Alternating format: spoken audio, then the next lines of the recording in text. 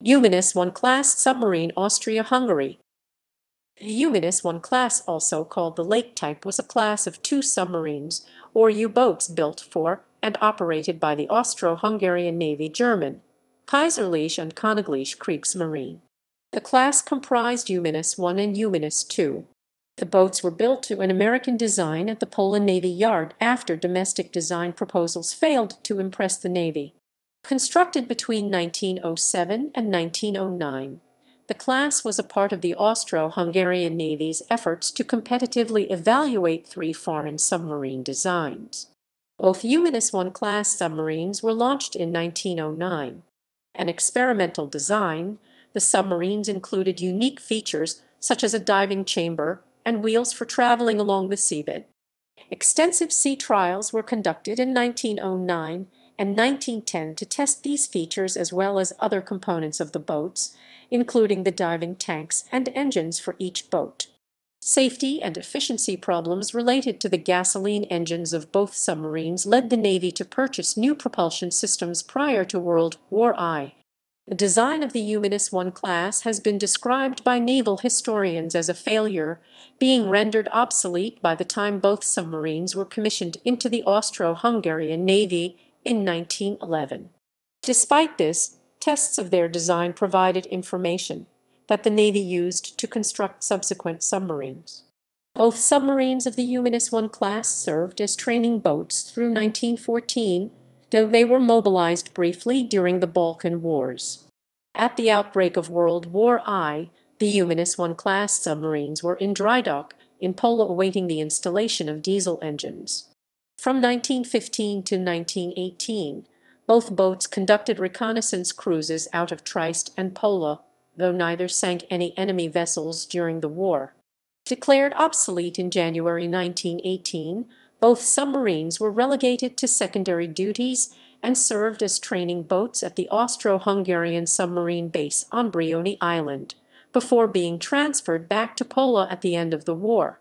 When facing defeat in October 1918, the Austro-Hungarian government transferred its navy to the newly formed state of Slovenes, Croats, and Serbs to avoid having to hand its ships over to the Allied powers. Following the Armistice of Villagesti in November 1918, the U-1 class submarines were seized by Italian forces and subsequently granted to the Kingdom of Italy under the Treaty of Saint-Germain-en-Laye in 1920. Italy scrapped the submarines at Pola later that year. Background: with the establishment of the Austrian Naval League in September 1904 and the appointment of Vice Admiral Rudolf Montecuccoli to the posts of Commander-in-Chief of the Navy German, Marine Commandant and Chief of the Naval Section of the War Ministry German, Chef der Marine Section the following month, the Austro-Hungarian Navy began an expansion program befitting a great. Montecuccoli immediately pursued the efforts championed by his predecessor, Admiral Hermann von Spahn, and pushed for a greatly expanded. Montecuccoli's appointment as Marine Commandant coincided with the first efforts to develop submarines for Austria-Hungary. Prior to 1904, the Austro-Hungarian Navy had shown little to no interest in submarines.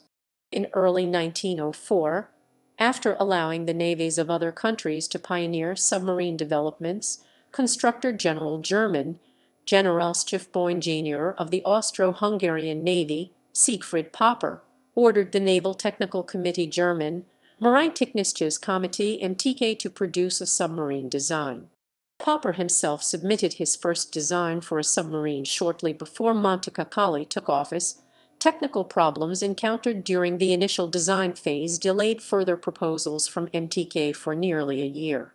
By this time, Montecuccoli had begun to outline his plans for the future of the Austro-Hungarian Navy.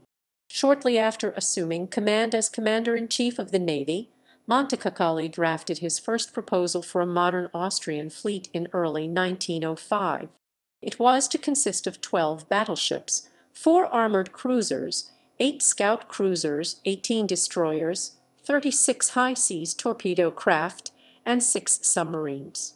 While far more attention at the time was being placed upon the construction of battleships, particularly dreadnoughts, Montecuccoli remained interested in the development of a submarine fleet for the Austro-Hungarian Navy and incur proposals.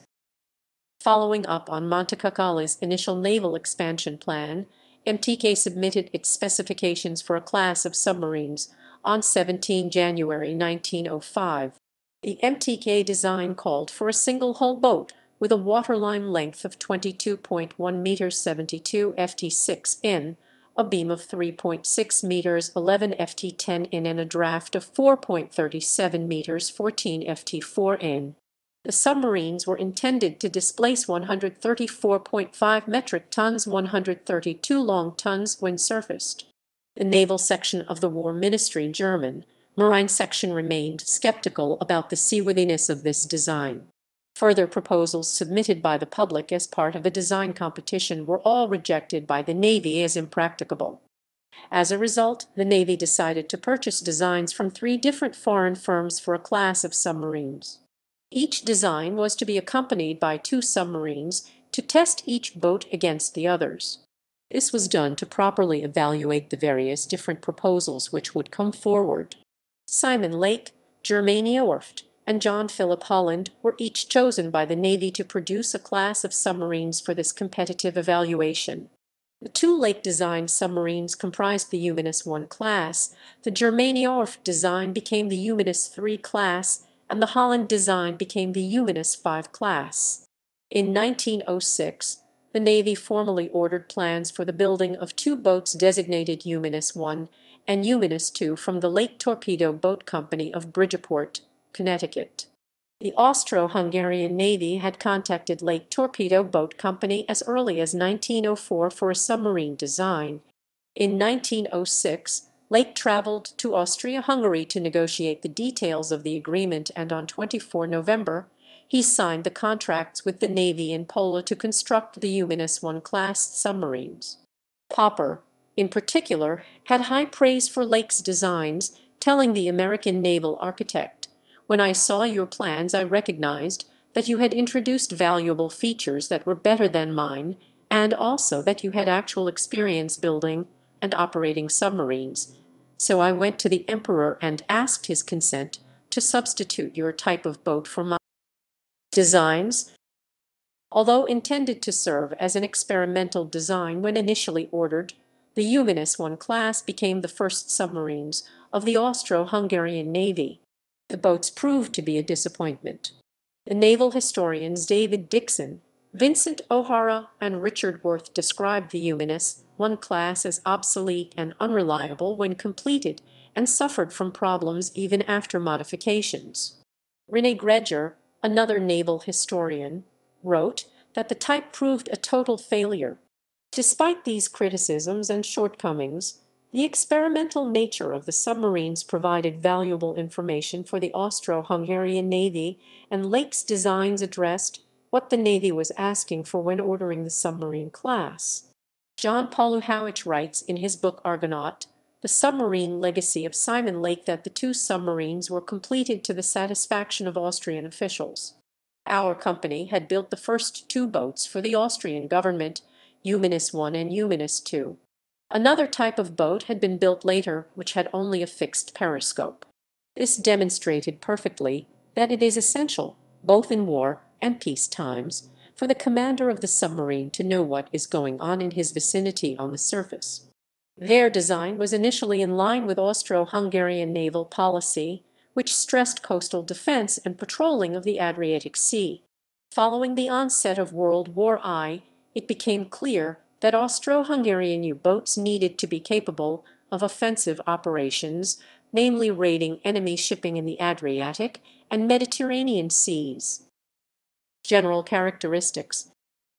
U-1 class submarines had an overall length of 30.48 meters, 100 ft0 in, a beam of 4.8 meters, 15 ft9 in, and a draft of 3.85 meters, 12 ft8 in at deep load. They were designed to displace 229.7 metric tons, 226 long tons surfaced, but when submerged they displaced 248.9 metric tons, 245.0 long tons. The boats were also built with a double hull as opposed to the single hull design initially proposed by the MTK. After their modernization, the length of the boats was increased to 30.76 meters 100 ft 11 in. Derived from an earlier concept for a submarine intended for peaceful exploring of the sea, the U-1-class design had several features typical of Lake's designs. These including a diving chamber under the bow and two variable pitch propellers. The diving chamber was intended for manned underwater missions such as destroying ships with explosives and severing offshore telegraph cables, as well as for exiting or entering the submarine during an emergency. This diving chamber proved its usefulness during the sea trials of the U-1-class when the crew of one submarine forgot to bring their lunches on board before conducting an underwater endurance test. A diver from shore was able to transport lunch for the crew without the submarine having to resurface. Lake's design also called for two retractable wheels that, in theory, could allow travel over the seabed. The design also placed the diving tanks above the waterline of the cylindrical hull, which necessitated a heavy ballast keel for vertical stability and required flooding to be done by pumps. The propulsion system for the U-1-class consisted of two gasoline engines for surface running and two electric motors for running submerged. The gasoline engines could produce 720 bhp 540 kW, while the electric motors had an output of 200 bhp 150 kW. These engines could produce a speed of 10.3 knots 19.1 km/h, 11.9 mph while surfaced, and 6 knots 11 km/h, 6.9 mph when submerged. The boats had an operational range of 950 nautical miles, 1760 km, 1090 mi while traveling at 6 knots 11 km/h, 6.9 mph when surfaced, and 40 nmi 74 km, 46 mi while traveling at 2 knots 3.7 km/h, 2.3 mph when submerged. For underwater steering, the design of the U-1-class featured 4 pairs of diving planes. These planes provided the submarines with a considerable amount of maneuverability. Both submarines had 3 45-centimeter, 17.7 in torpedo tubes, 2 in the bow, 1 in the stern, and could carry up to 5 torpedoes, but typically carried 3. While no deck guns were initially installed on the U-1-class, in 1917 a 37mm 1.5 in gun was mounted on the deck of both boats. These guns were removed in January 1918 when the boats were declared obsolete and resumed training duties. The boats were designed for a crew of 17 officers and men. Boats. Construction and commissioning. History. Pre-war. Both submarines of the U-1-class saw very limited service upon commissioning, as they were originally ordered and constructed for experimental purposes. After being commissioned into the Austro-Hungarian Navy, both submarines were assigned as training boats, with each boat making as many as 10 training cruises a month. Within 5 months of U-1's commissioning into the Austro-Hungarian Navy, the Italo-Turkish War erupted in September 1911. Despite the fact that Austria-Hungary and Italy were nominal allies under the Triple Alliance, tensions between the two nations remained throughout the war. The Austro-Hungarian Navy was placed on high alert, and the army was deployed to the Italian border. The war ultimately became localized at the request of Austria-Hungary to parts of the eastern Mediterranean and Libya, and the First Balkan War broke out before Italy and the Ottoman Empire were able to conclude a peace agreement. The Ottoman military proved insufficient to defeat its opponents, and within a matter of weeks, the Balkan League of Bulgaria, Serbia, Greece, and Montenegro overran most of the Ottoman Empire's remaining European possessions.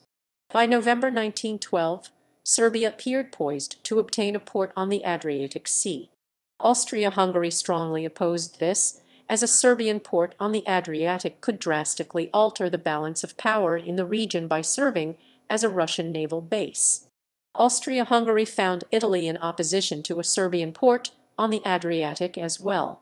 Rome opposed Serbian access to the Adriatic on the belief that Russia would use any Serbian ports to station its Black Sea fleet. Italy also feared that Austria-Hungary would one day annex Serbia and thus gain more Adriatic coastline without any exchange of Italian-speaking territories such as Trentino or Trieste. Russia and Serbia both protested to Austria-Hungary regarding its objection to a potential Serbian port on the Adriatic. By the end of November 1912, the threat of conflict between Austria-Hungary, Italy, Serbia, and Russia, coupled with allegations of Serbian mistreatment of the Austro-Hungarian consul in Pristina, led to a war scare in the Balkans.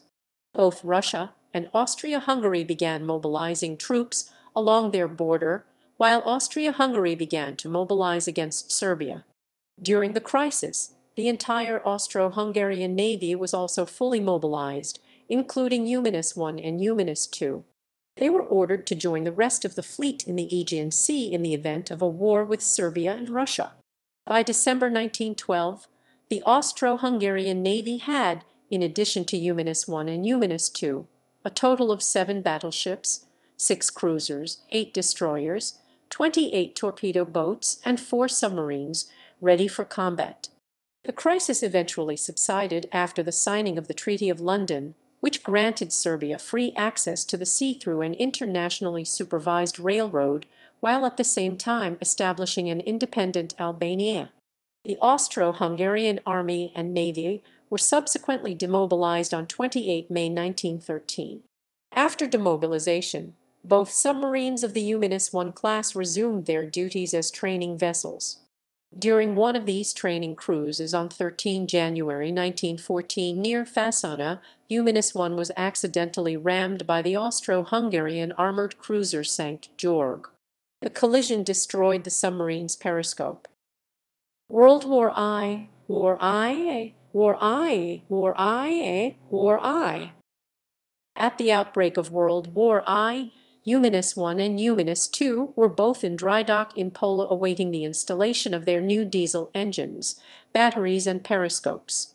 To accommodate the new engines, the boats were lengthened by about 28 centimeters, 11 in. These changes lowered the surface displacement. After these modernization efforts were completed, U-1 returned to training duties until 4 October 1915. Meanwhile, U-2 underwent a further refit in Pola starting on 24 January 1915. During this refit, she had a new conning tower installed, which was completed on 4 June 1915. U-1 continued as a training boat for the Austro-Hungarian Navy for just over a month before being relocated to Trieste on 11 November to conduct reconnaissance patrols. U-2 had already been relocated to Trieste on 7 August 1915 after her new conning tower had been installed. Both boats subsequently conducted reconnaissance cruises from 1915 onward out of Trieste. The relocation to Trieste was undertaken in part. U-1-class submarines were already outdated by 1915, but their relocation to Trieste helped to dissuade the Italians from their plans to bombard the port, as Italian military intelligence suggested the submarines were on regular patrol in the waters off Trieste. After being stationed out of Trieste for just over 2 years, U-1 was sent back to Pola on 22 December 1917, while U-2 remained at Trieste until the end of the year. Despite being declared obsolete on 11 January 1918, both submarines remained in service as training boats at the submarine base at Bravery Island. In mid-1918, the U-1-class submarines were considered for service as minesweepers, as the diving chamber in the boats could allow divers to sever the anchoring cables of sea mines. The poor condition of the boats prevented the plan from being implemented. Near the war's end, both boats were once more taken to Pola. By October 1918, it had become clear that Austria-Hungary was facing defeat. With various attempts to quell nationalist sentiments failing, Emperor Karl I decided to sever Austria-Hungary's alliance with Germany and appealed to the Allied powers in an attempt to preserve the empire from complete collapse. On 26 October, Austria-Hungary informed Germany that their alliance was over. In Pola, the Austro-Hungarian Navy was in the process of tearing itself apart along ethnic and nationalist lines. On 29 October, the National Council in Zagreb announced Croatia's dynastic ties to Hungary had come to a formal conclusion. The National Council also called for Croatia and Dalmatia to be unified, with Slovene and Bosnian organizations pledging their loyalty to the newly formed government. This new provisional government, while throwing off Hungarian rule, had not yet declared independence from Austria-Hungary. Thus Emperor Karl I's government in Vienna asked the newly formed state of Slovenes, Croats and Serbs for help maintaining the fleet stationed at Pola and keeping order among the navy. The National Council refused to assist unless the Austro-Hungarian Navy was first placed under its command. Emperor Karl I, still attempting to save the empire from collapse, agreed to the transfer provided that the other nations, which made up Austria-Hungary, could claim their fair share of the value of the fleet at a later time. All sailors not of Slovene, Croatian, Bosnian, or Serbian background were placed on leave for the time being. The officers were given the choice of joining the new navy or retiring. The Austro-Hungarian government thus decided to hand over the bulk of its fleet to the state of Slovenes, Croats, and Serbs without a shot being fired. This was considered preferential to handing the fleet to the Allies, as the new state had declared its neutrality. Furthermore, the state of Slovenes, Croats, and Serbs had also not yet publicly rejected Emperor Karl I, keeping the possibility of reforming the empire into a triple monarchy alive. The transfer to the state of Slovenes, Croats, and Serbs began on the morning of 31 October, with Rear Admiral German, Conter-Admiral Miklos Horthy meeting representatives from the South Slav nationalities aboard his flagship, Viribus Unities. After short and cool negotiations, the arrangements were settled and the handover was completed that afternoon. The Austro-Hungarian naval ensign was struck from Viribus Unities and was followed by the remaining ships in the harbour. Control over the ships in the harbour and the head of the newly established navy for the state of Slovenes, Croats, and Serbs fell to Captain Janko Vukovic, who was raised to the rank of admiral and took over Horthy's old responsibilities as commander-in-chief of the fleet. Post-war, under the terms of the Armistice of Villa Giusti, signed between Italy and Austria-Hungary on 3 November 1918, this transfer was not recognized. Italian ships thus sailed into the ports of Trieste, Pola, and Fiume the following day. On 5 November, Italian troops occupied the naval installations at Pola. The state of Slovenes, Croats, and Serbs attempted to hold on to their ships, but lacked the men and officers to do so, as most sailors who were not South Slavs had already gone home. The National Council did not order any men to resist the Italians, but they condemned Italy's actions as illegitimate. On 9 November, all remaining ships in Pola had the Italian flag raised. At a conference at Corfu, the Allied powers agreed the transfer of Austria-Hungary's navy to the state of Slovenes, Croats, and Serbs could not be accepted, despite sympathy from the United Kingdom. Faced with the prospect of being given an ultimatum to hand over the former Austro-Hungarian warships, the National Council agreed to hand over the ships beginning on 10 November 1918. In 1920, the final distribution of the ships was settled among the Allied powers under the Treaty of Saint-Germain-en-Laye. Both submarines of the U-1 class were ceded to Italy, as were reparations, and scrapped at Pola in the same year. Due to the training and reconnaissance missions the submarines engaged in throughout the war, neither boat sank any ships during their careers.